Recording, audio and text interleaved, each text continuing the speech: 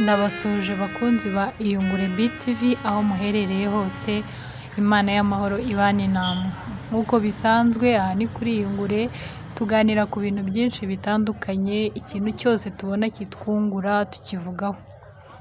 Ubushize igihe duherukana nababwiye ibimenyetso ushobora kwibonaho ukamenya ko indwara ya depression yagufashe. Uyu munsi ngarutse kugira ngo nkubwire icyo usabwa gukora mu gihe wibonyeho ibyo bimenyetso. Nawe niba uri mushya akaba aribwo ugeze kuri iyi channel nguhaye karibu. Icya mbere, nyuma yo kubonana n'umuganga w'umuterapiste, ikintu bagusaba gukora nko kwifasha nkawe ku giti cyawe, bakubuza kumva cyangwa se kureba ibiganiro cyangwa se filime zibabaje, za zindi zishobora gutuma amarangamutima yawe ababara.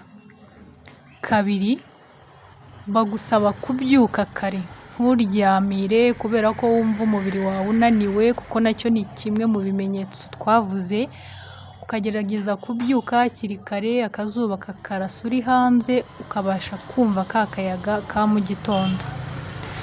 Gatatu, bagusaba, hari ukuntu tuba dufite inshuti mu buzima bwacu, akaba ari ugira inshuti y'umunyarwenya cyane, wa muntu usetsa ku buryo ahari abantu bose baba baseka. Niba ufite iyo nshuti rero bagusaba ko wayivugisha kenshi mukagirana ibiganiro birambye mu rwego rwo kugufasha kongera kwishima.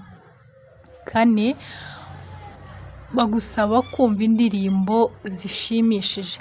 Hari ukuntu uba wumva muri wowe utishimye, wajya gucuranga ugacuranga za ndirimbo n'ubundi zizamura umubabaro. Oya, bagusaba gucuranga za ndirimbo zimwe ziboostinga, zikubita ku buryo ushobora no kwisanga wabyinnye. Gatanu, gerageza gusoma ibitabo. Ntibavuga ibitabo ibyo ari byo, ahubwo bya bindi wowe usoma ukumva urabyishimiye. Bishobora kuba ari ibitabo bimwe by'amateka, iby'inkuru z'urukundo se, bimwe nyine usoma ukumva muri we biragushimishije. Gatandatu, bagusaba gukora siporo.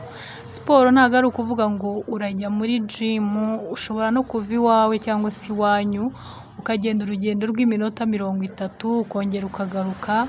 Ushobora gusimbuka umugozi, twa dusiporo nyine turi aho tutagoye ariko bagusaba kudukora. Ibi nibyo naguteguriye rero, wakoze kubana nanjye. Niba nawe wakunze ikiganiro ugenda udakoze subscribe, like kugira ngo tubane. Ndabakunda cyane, bye bye.